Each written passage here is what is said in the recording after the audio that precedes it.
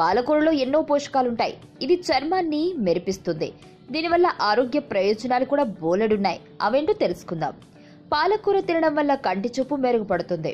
వయసు వల్ల వచ్చే మాక్యులర్ డిజెనరేషన్ తలెత్తకుండా నిరోధిస్తుంది. రక్తపోటు సాధారణ స్థాయిలో ఉండేలా చూస్తుంది. ఆథియోఫోరాసిస్ గుండె జబ్బులు రాకుండా కాపాడుతుంది. జీవక్రియను పెంపొందిస్తుంది. జీర్ణ వ్యవస్థ బాగా పనిచేసేలా తోడ్పడుతుంది. ఇందులోని విటమిన్ కే హిమోఫిలియా చికిత్సకు సహాయపడుతుంది. రక్తస్రావాన్ని ఆపే గుణం పాలకూరలో ఉంది. పాలకూరలోని విటమిన్ కే వల్ల కాల్షియం ఉత్పత్తి అయ్యి ఎముకలు పటిష్టంగా ఉంటాయి. శుక్లాల రిస్క్ను తగ్గిస్తుంది. గ్యాస్ట్రిక్ అల్సర్లను నివారిస్తుంది. కడుపులోని శిశువు ఆరోగ్యంగా పెరిగేలా, నాడీ వ్యవస్థ బలంగా ఉండేలా సహాయపడుతుంది. అసిడిటీని తగ్గిస్తుంది. క్యాన్సర్ బారిన పడకుండా నిరోధిస్తుంది. అతి నీలాలోహిత కిరణాల నుంచి చర్మాన్ని రక్షించడంతో పాటు దీర్ఘకాలంలో చర్మ క్యాన్సర్ బారిన పడకుండా కాపాడుతుంది. యాక్నే సమస్యను నివారిస్తుంది. చర్మం కాంప్లెక్షన్ పెరుగుతుంది. కళ్ల కింద ఏర్పడ్డ నల్లటి వలయాలు పోతాయి.